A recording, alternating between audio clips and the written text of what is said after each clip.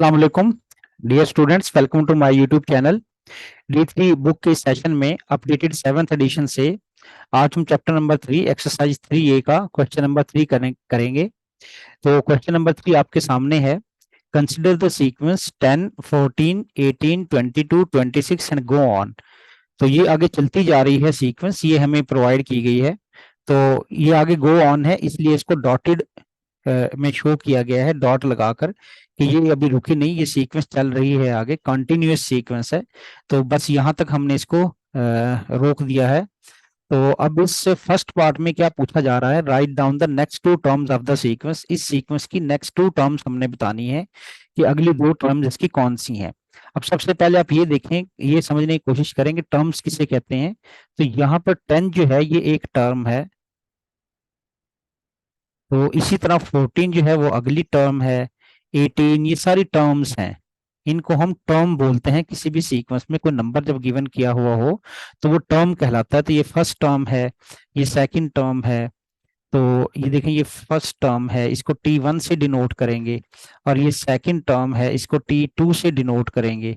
ये third term है, इसको हम T3 से डिनोट करेंगे। और इसी तरह ये फोर्थ टर्म है और ये फिफ्थ टर्म है। तो इन्हीं को टर्म्स कहते हैं, जो सीक्वेंस में नंबर्स गिवन किए गए हों वही टर्म्स कहलाते हैं। तो अब अगले दो टर्म्स हमसे पूछे जा रहे हैं कि कौन से हैं, यानी अगले दो नंबर कौन से हैं वो हमने फाइंड आउट करने हैं। तो आइए देखते हैं इसको हम कैसे फाइंड आउट कर सकते हैं। तो क्वेश्चन नंबर 3 का ये सॉल्यूशन पार्ट फर्स्ट। तो मैं यहाँ पे सीक्वेंस लिख दूंगा, अगले दो टर्म्स फाइंड करने के लिए मुझे सीक्वेंस लिखना पड़ेगी। 10, आप इस तरह करें, सीक्वेंस लिख लें 10, 14, 18, 22। मुनासिब फासले से आप सीक्वेंस लिख लेंगे, ये इसके सॉल्व करने का मेथड है। और यहाँ पर एक डॉट एक ये लाइन लगा देंगे जो आपने नेक्स्ट टू टर्म्स के लिए लाइन लगाई है यहाँ पर। ये तो अब देखें, मैं यहाँ पे एक फार्मूला एक बनाने की कोशिश करता हूँ कि हम ये देखते हैं कि यहाँ पर ये जो नेक्स्ट मुझे टर्म मिलती है, नेक्स्ट नंबर मिलता है, उसका पिछले नंबर के साथ क्या लिंक है, और नेक्स्ट नंबर मुझे किस सीक्वेंस के साथ मिल रहा है, यानी कि क्या उसमें पिछले नंबर में मुझे क्या प्लस या माइनस करना पड़ता है। कुछ कोई नंबर ऐड भी करना पड़ सकता है और कोई नंबर सब्ट्रैक्ट। तो हमें अब ये देखना है कि पिछले नंबर से अगले नंबर को हासिल करने के लिए हम कोई नंबर इसमें ऐड कर रहे हैं या इसमें सब्ट्रैक्ट कर रहे हैं। तो देखिए यहाँ पर 10 से 14 पे जाने के लिए साफ नजर आ रहा है कि इसमें 10 में अगर हम 4 ऐड कर देंगे तो हम 14 पर पहुंच जाएंगे। तो 4 ऐड हो रहा है। तो 14 से 18 पर जाने के लिए अगर हम अगेन 4 ऐड कर देंगे तो 14 पर पहुंच जाएंगे। मतलब ये कि इस सीक्वेंस में जो डिफरेंस है टर्म्स का वो 4 है। 10 और 14 के दरमियान जो डिफरेंस है, डिफरेंस में से बड़े नंबर में से छोटा नंबर माइनस कर देते हैं तो वो डिफरेंस बन जाता है। देखें डिफरेंस 14 माइनस 10, तो ये 4 का डिफरेंस है। तो इसी तरह इस सीक्वेंस के हर नंबर के दरमियान 4 का डिफरेंस आ रहा है। मतलब हम पिछली नंबर में या पिछली टर्म में जैसे ही 4 ऐड करते हैं तो हम अगली टर्म पे पहुंच जाते हैं। जैसे मैंने 18 में अगेन 4 ऐड किया तो 22 पर पहुंच गया। 22 में मैं दोबारा फिर 4 ऐड करूंगा तो मैं 26 पर पहुंच जाऊंगा। तो इसी तरह अगली दो टर्म्स भी हम इसी तरह सॉल्व कर सकते हैं कि अगली दो टर्म्स पर पहुंचने के लिए, अगले दो टर्म्स पर पहुंचने के लिए मैं क्या करूंगा, 4 ऐड कर दूंगा तो मैं अगली दो टर्म्स पर पहुंच जाऊंगा। देखें अब मैं 26 में अगर 4 ऐड कर दूं तो मेरे पास 30 आंसर आ जाएगा। तो ये देखें मेरे पास 30 आ गया। तो इसी तरह अगर मैं यहाँ पर मेरी सीक्वेंस का जो टर्म है अगली टर्म वो 30 बन गई, तो अगेन अगर मैं दोबारा से इसमें 4 ऐड कर दूंगा तो मेरे पास 34 बन जाएगा। तो देखिए 34 बन गया। तो इस तरह मैंने अपनी आगे दो टर्म्स इसमें फाइंड आउट कर ली। कैसे फाइंड आउट की, सबसे पहले मैंने ये चेक किया कि इसकी जो टर्म्स हैं उसमें क्या लिंक है, कि पिछली टर्म में अगली टर्म के साथ क्या लिंक है।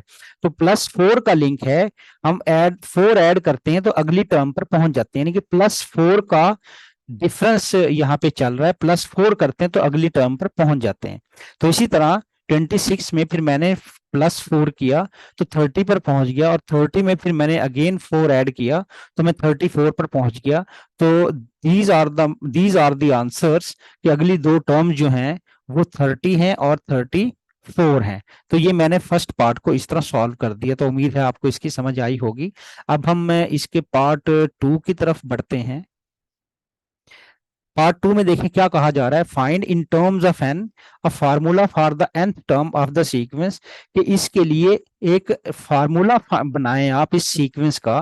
फार्मूला कैसे बनाना है, उसमें एन एन की टर्म्स में बनाना है, यानी कि फार्मूले में एन होना चाहिए, यानी यहाँ पे नंबर ऑफ टर्म्स को शो कर रहा है। तो फार्मूले में जब हम बनाएंगे फार्मूला को तो उसमें हम एन रखेंगे। एन यहाँ पे एक दफा फिर मैं बता दूं, नंबर ऑफ टर्म्स को शो करेगा। एन की जगह 1 भी हो सकता है, 2 भी, 3 भी, 4 भी, नंबर ऑफ टर्म्स हैं। तो जैसे कि यहाँ पर अगर देखा जाए तो यहाँ पर N1 है, और यहाँ पर N2 है, यहाँ पर N3 है, इसी को N कहते हैं। यहाँ पर N1 है और यहाँ पर N2 है और यहाँ पर N जो है वो 3 है। ये टर्म्स हैं, इन्हीं इन्हीं को N बोला जाता है। तो हम एक जनरल फार्मूला ऐसा यानी कि कैलकुलेट करने का हमें बोला जा रहा है जिसमें N इन्वॉल्व होगा, N होगा। तो उसमें हम किसी भी वो फार्मूले का क्या फायदा होगा, हम कोई भी टर्म उसके अंदर पुट करेंगे, कोई भी नंबर, तो वो हमें उसकी वैल्यू बता देगा। जैसे मैं यहाँ पर सेकंड जो टर्म है उसकी वैल्यू 14 है, फर्स्ट टर्म है उसकी वैल्यू 10 है, और थर्ड टर्म है उसकी वैल्यू 18 है। तो जब मैं फार्मूला बनाऊंगा तो मेरे पास एक जनरल फार्मूला बन जाएगा। तो जैसे थर्ड पार्ट में अब हमसे पूछा जा रहा है कि 200th टर्म आप पता लगाइए कि कौन सी है। तो ये तो एक बहुत बड़ी टर्म है, 200 टर्म। तो हम 200 नहीं लिख सकते, इतनी टर्म्स हम नहीं लिख सकते, हमारे पास तो जगह ही कम पड़ जाएगी इतनी बड़ी नंबर को फाइंड आउट करने के लिए। अगर हम सीक्वेंस में 4 ऐड करते जाएं तो हम इस 200 टर्म तक नहीं पहुंच सकते, बहुत ज्यादा देर लगेगी।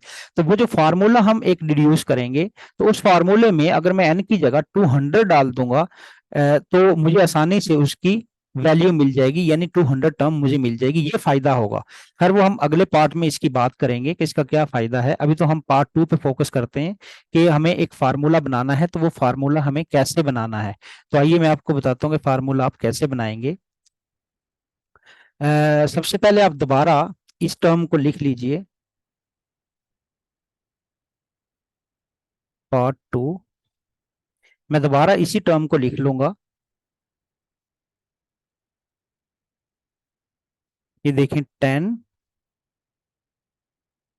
14, 18, 22, 26। तो ये अगली टर्म्स लिखने की जरूरत नहीं है, लेकिन चाहे तो आप लिख सकते हैं। ये हमने कैलकुलेट कर ली हुई है, 30 एंड 34। अब देखें, ये मेरे पास जो टर्म है ये T1 टर्म है। ये टर्म मेरे पास T1 है, तो मैं इसको T1 लिख दूंगा। ये मेरे पास टर्म 2 है तो इसको T2 लिख दूंगा। ये मेरे पास टर्म 3 है तो इसको T3। इसी तरह ये जो टर्म है T4 है, और ये वाली जो टर्म है ये T5 है। इसी तरह ये जो टर्म हमने फाइंड आउट कर ली है T6 हो जाएगी, और ये वाली टर्म जो है वो T7 हो जाएगी। T stand for terms. तो सबसे पहले इसमें कुछ स्टेप्स हैं। सबसे पहले आपने क्या काम करना है, आपने T0 फाइंड कर लेनी है। जिस तरह मेरे पास देखें, T1 से T2 पे मैं जब जाता हूं तो मैं +4 कर देता हूं हर एक टर्म, यानी कि अगली टर्म फाइंड करने के लिए मैं +4 करता हूं। तो पिछली टर्म फाइंड करने के लिए मैं लाजमी तौर पर -4 कर दूंगा। तो यहाँ पे अगर मैं -4 कर देता हूं तो ये मेरे पास 6 आ जाता है। तो यहाँ देखिए मेरे पास 6 आ गया, उसको मैं ग्रीन से शो कर दूंगा। तो ये मेरे पास 6 आ गया।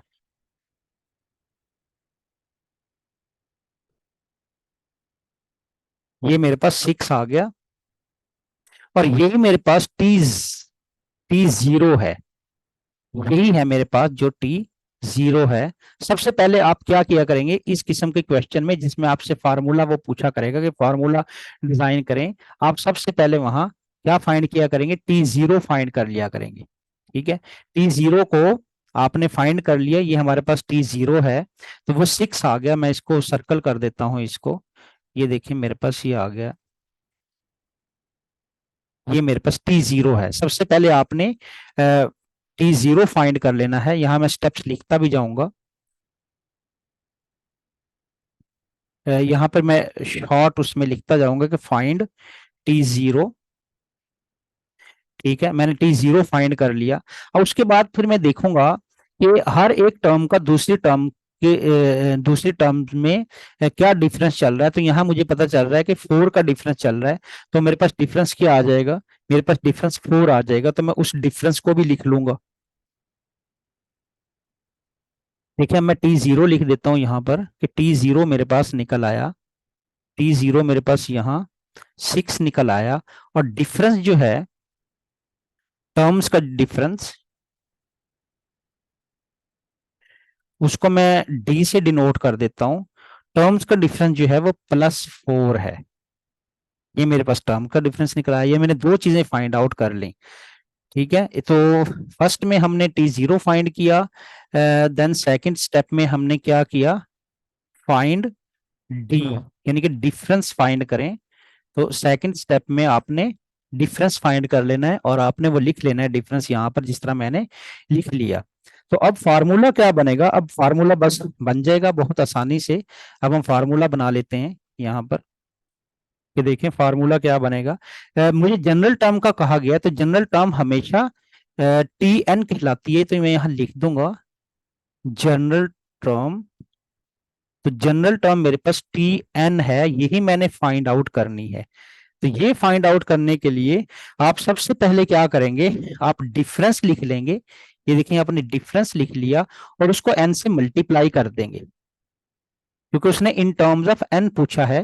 तो मैं क्या करूंगा, मैं n से मल्टीप्लाई कर दूंगा इसके डिफरेंस को। डिफरेंस जो, अगेन लिसन केयरफुली, जो डिफरेंस होगा मेरे पास 4, उसको मैं n से मल्टीप्लाई कर दूंगा तो 4n बन जाएगा मेरे पास। ठीक है, तो 4n में ये जो मेरे पास T0 निकला है, इसको मैं ऐड कर दूंगा जो कि 6 है। यानी कि हमेशा ही आप क्या किया करेंगे, डिफरेंस जो निकला होगा उसको 4n से n से मल्टीप्लाई करके जो आपके पास T0 निकला होगा उसको आप उसमें ऐड कर दिया करेंगे। तो ये दो स्टेप में मैं यहाँ पे लिख देता हूं।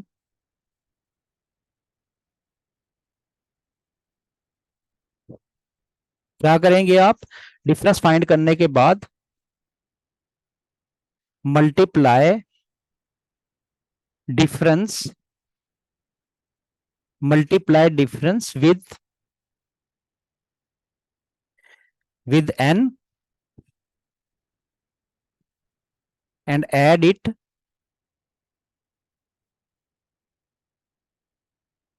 क्या किया बाद में मैंने, and add T0 in it.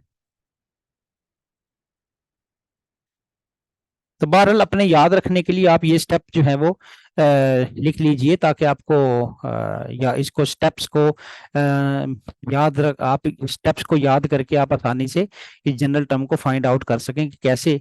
हमने सबसे पहले क्या करना है, फर्स्ट में T0 को फाइंड कर लेना। T0 T1 से पिछली टर्म को T0 कहा जाता है। वो हम फाइंड कर लेंगे। वो देखिए, पिछली अगली टर्म पे जाने के लिए +4 हो रहा है, तो पिछली टर्म पे जाने के लिए -4 कर देंगे तो हम पिछली टर्म पर पहुंच जाएंगे। तो T0 मैं फाइंड कर लूंगा। यहाँ पे देखें, T0 फाइंड कर लिया। दूसरा मैंने डिफरेंस फाइंड कर लिया। डिफरेंस क्या है, हर एक टर्म जो है वो उसका उसका दूसरे के साथ डिफरेंस जो है वो क्या है, वो कांस्टेंट नंबर है एक, वो 4 है। यानी कि 4 ऐड करता हूं तो अगली टर्म पे पहुंच जाता हूं, तो यही डिफरेंस कहलाता है। तो ये मेरा डिफरेंस है। तो डिफरेंस मैंने फाइंड आउट कर लिया। फिर मैंने क्या किया, डिफरेंस को n के साथ मल्टीप्लाई कर दिया, multiply difference with n and add T0 in it. और फिर इसमें मैंने T0 को ऐड कर दिया जो कि 6 आई थी। तो इस तरह देखिए मेरे पास जनरल टर्म बन गई Tn is equal to 4n + 6।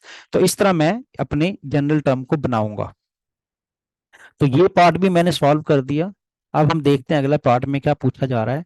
देखें थर्ड पार्ट में, hence find the 200th term. अब 200 200 प्लेस पे जो टर्म है ना, वो हमने फाइंड करनी है। सबसे पहले तो आप समझने की कोशिश करें कि पूछा क्या जा रहा है। देखिए यहाँ पे ये T0, ये 0th टर्म है, ये 1 टर्म है, ये सेकंड टर्म है, ये थर्ड टर्म है। ठीक है, ये देखिए, ये 0th टर्म है, ये 1th टर्म है, फर्स्ट टर्म है, ये सेकंड टर्म है, ये थर्ड टर्म है, ये फोर्थ टर्म है, ये फिफ्थ टर्म है, ये 6 टर्म है, ये 7 टर्म है, ये इस तरह गो ऑन है। तो हमसे क्या पूछा जा रहा है, टी, देखें जरा, गौर करें, यहां से हमसे क्या पूछा जा रहा है, टी ऑफ 200। तो ये है 200 टर्म। तो 200 टर्म हमसे पूछी जा रही है, वो हम यानी कि निकालना चाहते हैं, उसका उसको कैलकुलेट करने का बोला गया पार्ट 3 में। तो ये जो टर्म है, इसके लिए हम फार्मूले की हेल्प से इसको फाइंड करेंगे। देखें फार्मूला आपके पास मौजूद है, देखें ये फार्मूला है T n is equal to 4n+6। तो मैं यहां पर अब क्या करूंगा, इस फार्मूले को यूज करूंगा टी एफ 200 फाइंड करने के लिए, यानी कि 200 टर्म फाइंड करने के लिए मैं फार्मूले का सहारा लूंगा। तो देखें कैसे फार्मूले का मैं सहारा लेता हूं, मैं क्या करूंगा, सिंपली एन की जगह पर अगर तुम कंपेयर करें तो एन की जगह पर 200 आ चुका है, तो मैं एन की जगह पर अगर 200 डाल देता हूं तो 200 टर्म मुझे मिल जाएगी। तो यहां पे भी मैं 100 डाल दूंगा, और यहाँ एन जो है वो मेरे 200 है, तो 4 मल्टीप्लाई भी, यहाँ देखें 4 मल्टीप्लाई भी एन हो रहा है। तो अगर मैं एन की वैल्यू डाल देता हूं तो 4 मल्टीप्लाई बाय 200+6 करूंगा तो मुझे 200 टर्म मिल जाएगी। आइए देखें इसको कैसे सॉल्व करते हैं, पार्ट 3। अगेन मैं फार्मूला लिख लूंगा, टी एफ 200 मुझसे पूछा गया है, तो मैं फार्मूला लिख लूंगा यहां पर।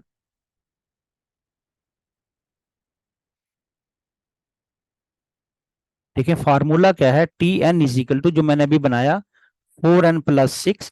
अब n की जगह पर मैं क्या डाल दूंगा, 200 डाल दूंगा, टी एफ 200, टी एन की जगह पे मैं 200 डाल दूंगा, तो ये मेरी 200 टर्म बन जाएगी। तो 4, और फिर एन की जगह पे मुझे ये 200 डालना पड़ेगा। अब ये आप यहाँ पे गौर करें, ये 4 और मल्टीप्लाई हो रहे हैं, तो एन की जगह पर मैं 200 डालूंगा तो वो भी 4 के साथ मल्टीप्लाई ही होगा, +6। तो अब मल्टीप्लिकेशन पहले आपने करनी है और एडिशन बाद में करनी है, तो क्योंकि मल्टी डी मैथ्स के मुताबिक मल्टीप्लिकेशन पहले होती है, तो आप मल्टीप्लाई कर दो उसको, 800 बन गया ये, और +6, और यहाँ पर ये क्या आ जाएगा, 806। तो ये मेरे पास 200 टर्म बन गई, जो मैंने आसानी से अपने फार्मूला से फाइंड कर ली। तो स्टूडेंट्स, उम्मीद है आपको समझ आई होगी। तो इस वीडियो में मैंने क्वेश्चन नंबर 3 ही शामिल किया था। तो अगली वीडियो में इंशाल्लाह ताला मैं अगला क्वेश्चन लेके आऊंगा। तो अगर आपने अभी तक चैनल को सब्सक्राइब नहीं किया तो काइंडली चैनल को सब्सक्राइब कर दें, अगर कर लिया है तो अपने मजीद दोस्तों से सब्सक्राइब करवा सकते हैं। वीडियो को लाइक और शेयर जरूर कीजिएगा, और बेल आइकन जरूर प्रेस कर दें, ताकि जितने भी आने वाली वीडियोस हैं, क्वेश्चंस हैं, वो आप तक टाइमली पहुंच सकें। अपना बहुत सा ख्याल रखिएगा। अल्लाह हाफिज।